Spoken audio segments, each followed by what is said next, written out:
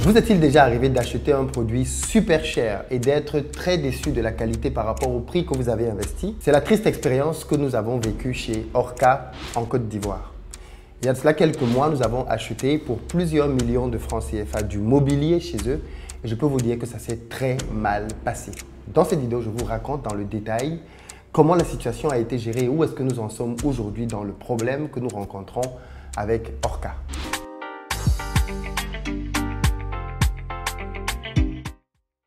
Salut à toi, bienvenue sur ma chaîne, moi c'est Philippe Simon et si je te parle de business et des réalités du business, donc si tu es nouveau ici, je t'invite à t'abonner pour ne manquer aucune de nos vidéos. Pour ceux d'entre vous qui êtes en Côte d'Ivoire ou qui arrivez prochainement à Abidjan, si vous cherchez un véhicule pour vous déplacer, avec ou sans chauffeur, contactez nos numéros qui s'affichent, nous avons ce qu'il vous faut.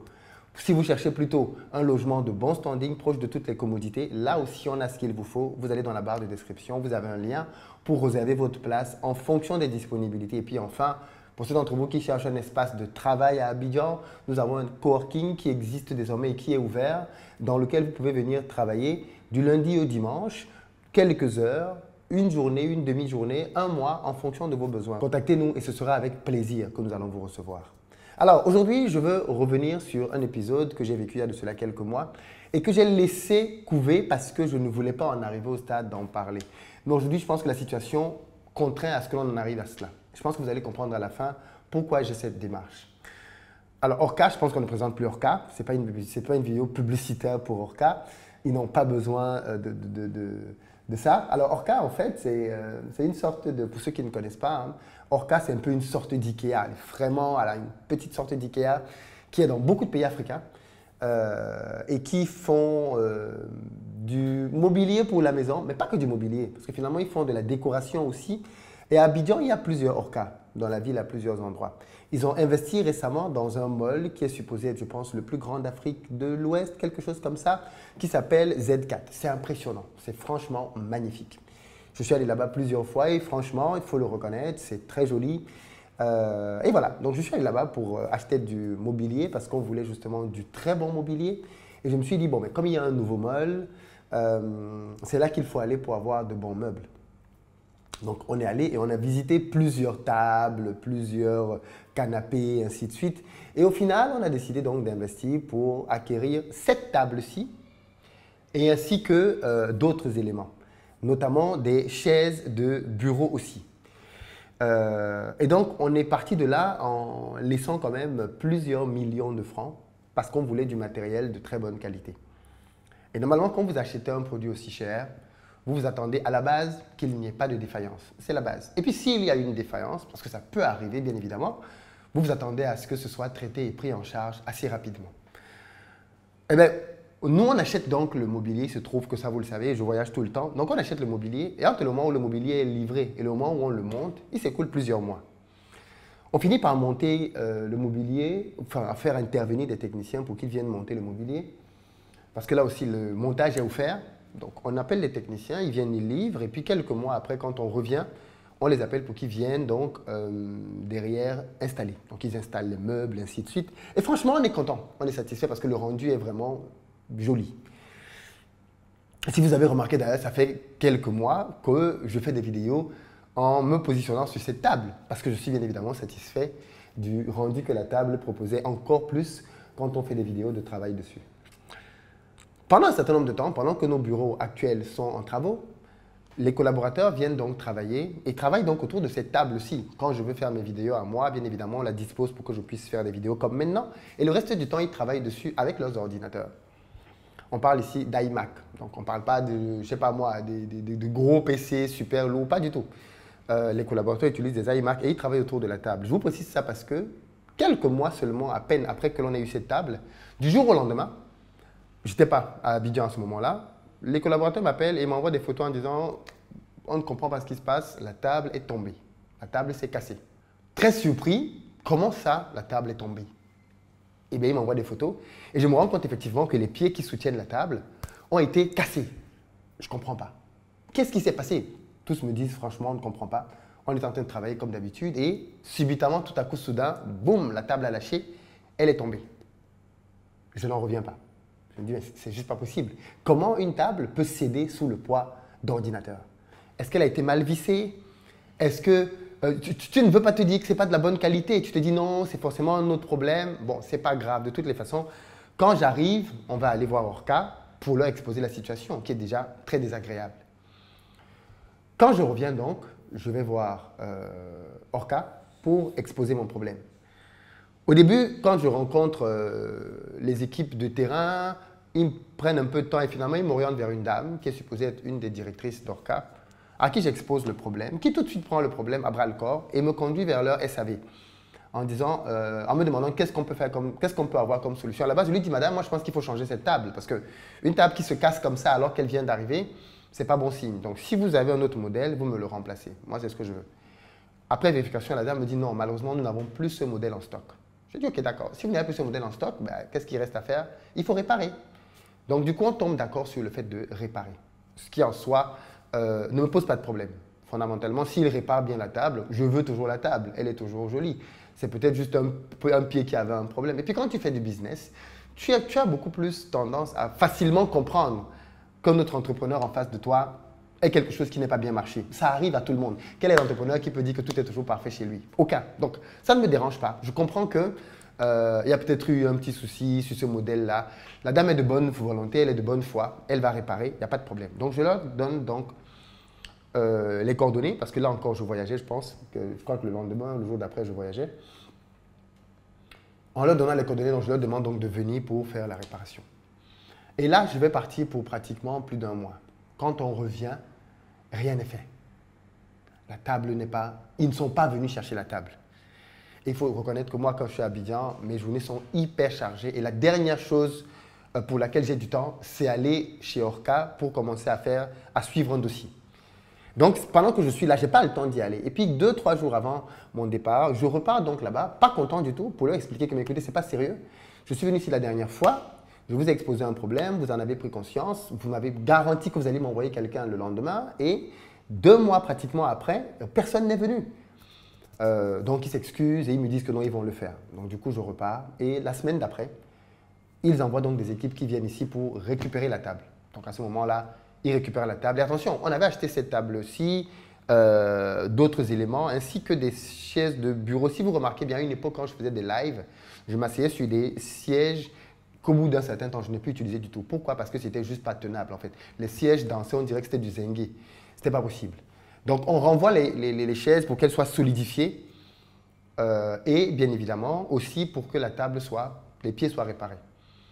Ils prennent du temps, ils réparent et ils renvoient la table. Mais élément très important, le jour qu'ils viennent pour récupérer la table, j'étais là. L'équipe qui vient pour récupérer la table, je vois comment ils prennent la table, ils ont un camion dehors. Je me dis, mais est-ce que les gars, ils comptent prendre la table comme ça, ils ne protègent pas la table, rien du tout. J'attire leur attention sur le fait que la table, là, vous voulez la prendre, elle n'est pas protégée. Ils me disent, non, ne vous inquiétez pas, on gère, on a l'habitude. Ok, d'accord, ils prennent la table, ils s'en vont. Pas de décharge, rien pour signaler l'état de la table, ils s'en vont. Bon, bien évidemment, comme d'habitude, on prend quand même quelques photos, on ne sait jamais. Ils partent avec la table. Quelques temps après, quand la table revient, le jour où la table revient, moi je suis au bureau. Donc du coup, mon épouse m'envoie les photos pour dire, mais oh, la table, regarde l'état dans lequel la table est revenue. Et on voit qu'il y a plein de fissures sur la table. Je pense que vous pouvez peut-être les distinguer avec la caméra, là, des éléments blancs qui ont été cassés sur la table. Et surtout, on se rend compte que la table a même commencé à être déchirée comme ça par endroits. Et là, c'est juste pas acceptable. Donc, je dis à mon épouse de leur signaler le fait que la table revient en étant dans un état différent de l'état dans lequel elle est partie.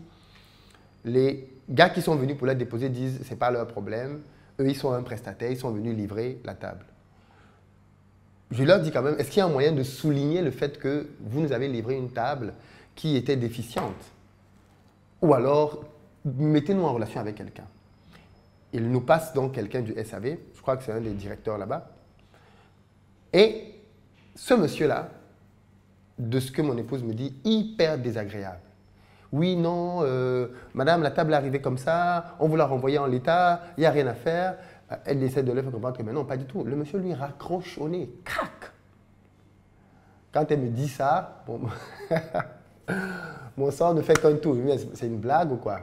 Encore les gens d'Orca, c'est juste pas possible. Là, sur le coup, je me dis, non, là, c'est abusé. C'est abusé. Là, pour le coup, ils sont tombés sur la mauvaise personne. Je vais parler de ça et je vais faire une vidéo là-dessus. Mais en y réfléchissant, je me dis, je suis moi-même entrepreneur, j'ai des gens qui travaillent dans mes équipes et quelqu'un de mon équipe peut mal gérer un dossier. Et c'est déjà arrivé. Et ce que j'apprécierais, c'est que l'affaire remonte jusqu'à moi. Et donc, je me dis, bon, avant de faire une vidéo pour en parler, je vais aller encore chez Orca pour la dernière fois. Et je me rends donc chez Orca aujourd'hui, décidé à en découdre. Déjà parce que je veux voir le gars qui raccroche au nez, au client, et pour expliquer mon mécontentement à la hiérarchie de l'entreprise par rapport à la situation. J'arrive là-bas et pareil, c'était le même scénario. J'expose mon problème, on me demande d'aller voir la directrice et c'est la même dame vers laquelle je reviens. La dame en question, je me rappelle d'ailleurs, quand je lui avais parlé de l'incident de la table qui était cassée, elle me dit, mais non, c'est pas possible, il y a forcément quelqu'un qui s'est assis dessus. Je lui dis, madame, nous ne sommes pas des menteurs, si c'était le cas, je vous l'aurais dit. Personne ne s'est assis sur la table, personne. La table s'est cassée, simplement. Et donc, elle m'avait déjà fait cette réflexion-là à l'époque. Donc, je lui dis, madame, vous vous souvenez de moi? On avait parlé il y a quelques semaines ici par rapport à une table. Elle dit, ah oui, c'est vrai, je m'en souviens.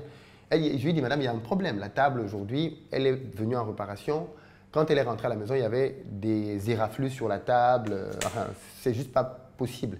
Elle me dit, mais il faut aller voir le SAV, c'est eux qui gèrent ça. Je lui dis, bon, ok.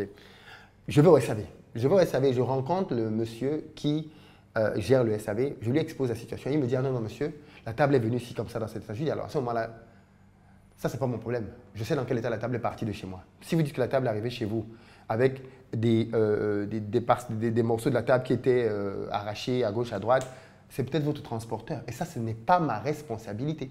Il me dit, monsieur, je suis désolé, allez voir la direction. Vous voyez un peu le genre de gars qui ne prend pas celui de gérer un problème. Et ça, c'est juste horrible quand tu es dans une boîte et que tu as des gens qui font du ping-pong. C'est-à-dire que tu vas vers quelqu'un pour qu'il règle un problème et il t'envoie vers quelqu'un d'autre. Alors qu'il a peut-être lui l'autorité pour pouvoir prendre des décisions. Bref, il me renvoie encore vers la dame de la direction. Donc je repars vers la dame de la direction et cette fois-ci, pas content du tout parce que justement, je commence à faire les tours dans la boutique là. Je ne suis pas venu pour faire les 100 pas dans le magasin. Donc je repars vers la dame et je dis à la dame, bon, écoutez madame, ça commence à être déplaisant. Ok, je suis venu vous voir tout à l'heure. Vous m'avez envoyé vers un collaborateur, à vous, qui me renvoie vers vous. Et donc, elle prend le téléphone, elle appelle le monsieur. Oui, mais pourquoi vous avez renvoyé le client vers moi? Ainsi de suite. Bref, au final, donc, elle lui dit, mais ce n'est pas à moi qu'il fallait en référer. C'était à la direction générale. Donc, elle donne le nom de personne vers qui il fallait aller. Jusqu'à ce moment-là, pendant qu'on est en train de parler, justement, on est au comptoir. Je suis encore très calme. Très, très calme à ce moment-là. Il y a deux personnes qui s'approchent et qui viennent donc pour s'enquérir du problème. Qu'est-ce qui se passe, monsieur? Donc, je leur explique ce que je viens de vous expliquer, très rapidement. Voilà ce qui s'est passé, ainsi de suite. Et tout de suite, le monsieur qui dit, mais monsieur, il n'y a pas de problème. C'est peut-être un problème qui est survenu pendant le transport. On va régler ça. Il me demande qu'est-ce qu'on peut faire. Je dis, monsieur, moi, je ne sais pas. Moi, je me dis, la surface noire, si vous pouvez la remplacer, parce que tel que je vois les trous qui sont sur la table, je ne pense pas qu'on puisse colmater ces endroits. Donc, je pense qu'il va certainement falloir peut-être changer le support noir sur toute la table pour avoir un support lisse. Et l'espace qui a été déchiré là, peut-être voir comment reprendre les bords. Il me dit, ok, d'accord, monsieur, ne vous inquiétez pas, on va le faire. Pendant qu'il est en train de discuter avec moi, un autre monsieur arrive. Et pareil, le monsieur s'inquiète de la situation. J'explique rapidement. Et il demande à son ami, enfin, je ne sais pas, son collègue, son frère, j'en sais rien, est-ce qu'on peut faire ça? Le monsieur lui dit, oui, oui, je pense qu'on a une solution, on va pouvoir gérer ça, il n'y a pas de souci. Ok, très bien. En même pas 2 minutes, les gars te trouvent une solution. En même pas 2 minutes, les gars te trouvent une solution. Super sympa. Moi, de toute façon, je ne suis pas de nature belliqueuse. Je ne suis pas venu là pour chercher un problème, je suis venu pour chercher une solution. Okay? Donc, et pour moi, dans mon esprit, il y a 2 solutions. Soit ils réparent, parce qu'ils peuvent réparer, il n'y a pas de problème. Soit ils changent de table, ils proposent une autre table. Sinon, plus un modèle, on va voir les modèles qu'ils ont d'équivalent et on part sur un modèle équivalent. Il n'y a pas de 36 solutions. Je n'ai pas demandé un remboursement. Je n'ai pas dit que je vais être remboursé. Je ne suis pas dans cet état d'esprit. Je veux une table. Moi, je veux une table qui me permet de pouvoir travailler et d'en faire l'usage que je souhaite par rapport aux performances que la table est supposée délivrer. Et donc, là-dessus, bien évidemment, le monsieur qui finit de me répondre de manière très sympathique.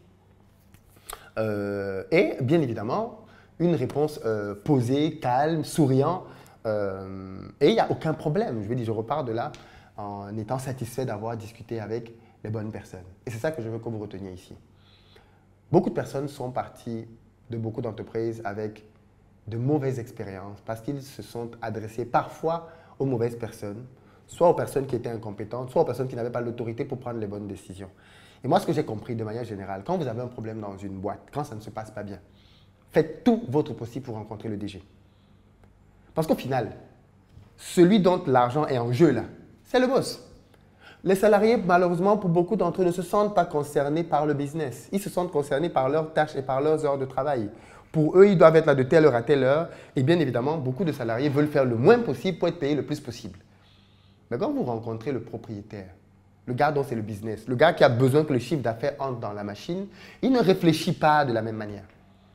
Parce que quand vous ramenez, quand un client qui vous a payé une table aussi chère débarque, ce n'est pas pour vous faire chier, ce n'est pas pour vous faire perdre votre temps. Ça m'embête tellement de devoir prendre mon temps pour aller dans une boutique de meubles pour commencer à discuter de « oui, le meuble a fait ci, le meuble n'a pas fait ça ». Ça m'embête profondément, mais vraiment. Donc quand je le fais, je suis contraint de le faire, je n'ai pas le choix. Et si je peux éviter ça, je veux l'éviter. Très clairement, je veux l'éviter. Et donc, c'est le constat que je fais. Dans beaucoup de business, malheureusement, et ça, c'est une astuce que je vais vous donner. Quand vous avez votre business, trouvez le moyen de vous rendre disponible pour ce genre de situation. Soyez toujours disponible avec un œil, une oreille pour écouter ce qui se passe dans votre business. Moi, je connais des entreprises dans lesquelles le numéro du PDG est affiché. Tous les collaborateurs ont le numéro du PDG. Et c'est clair, si vous avez un problème, si quelque chose se passe mal, appelez-moi. Il n'y a pas de « oui, je ne savais pas comment remonter l'info ». Non. Management, ça remonte jusqu'au directeur. Et on trouve une solution. Et ça, j'ai apprécié ça chez Orca. Clairement, j'ai apprécié ça chez Orca. Tendance, je tiens à le préciser parce que ce n'est pas tous les Orca. Je ne peux pas être en train de parler ici. Les gens pensent que ce que je dis là s'applique à toutes les boutiques Orca. Non, non, non, non, non, non, non. Moi, je parle de ce que j'ai vécu au mall Z4. Et je tenais bien évidemment à le souligner. Quand ça se passe mal, j'en parle. Et quand ça se passe bien, il faut le souligner aussi. Je pense que c'est important que ce genre d'attitude soit aussi souligné. Bien évidemment, maintenant, on attend que la table soit parfaitement réparée. J'espère que ça va être le cas assez rapidement, puisqu'ils nous ont dit d'ailleurs que dès demain, les mesures vont être prises pour que des équipes viennent pour récupérer la table et que le nécessaire soit fait. Donc moi, je n'attends que ça derrière pour pouvoir bénéficier à nouveau de la table avec toutes ces fonctionnalités. Mais la leçon entrepreneuriale ici, c'est celle-là. Quand vous avez votre business, rendez-vous disponible pour écouter ce qui se passe. Parce que parfois, vous avez des collaborateurs, et je m'en rends compte, vous avez des collaborateurs qui salissent votre image parce qu'ils n'ont pas le professionnalisme, la rigueur que vous souhaitez que votre image et votre business aient. Et ça m'arrive constamment. Et voilà pourquoi je fais très attention aux personnes qui sont en front office dans mes business. Les gens qui sont en relation directe avec les clients, je fais très attention. Et je suis très sévère avec les gens qui sont en première ligne. Parce que ce sont les gens qui te bousillent ton image ou qui l'améliorent. Ils peuvent te bousiller une image que tu as mis des mois et des années à construire parce qu'ils sont paresseux, parce qu'ils sont feignants, parce qu'ils sont pressés, tout ce que vous voulez. Bref, faites attention à ça. Et là-dessus, bravo à nos amis d'Orca qui ont suggéré la situation avec beaucoup de professionnalisme. Est-ce que vous avez déjà vécu ce genre de situation? Dites-le dans les commentaires. Et mon maître mot, c'est aller voir la hiérarchie. En revanche, si la direction d'Orca m'avait mal répondu, n'avait pas bien traité le cas, là, ça allait être autre chose. Ça allait être complètement autre chose. Là, franchement, on allait entrer dans une phase de conflit juste inédite. Ce n'est pas le cas et c'est tant mieux. Et c'est une leçon pour tous les entrepreneurs. Apprenez à gérer le stress, le problème de quelqu'un. Quand quelqu'un a payé votre produit, c'est parce qu'il vous a fait confiance. OK? Même si à la fin, il n'est pas satisfait, souvenez-vous qu'au départ, s'il a pris votre produit, c'est parce qu'il vous a fait confiance. Et cette confiance-là mérite un minimum d'égard et de respect dans la manière de le traiter. À très bientôt les amis. Peace.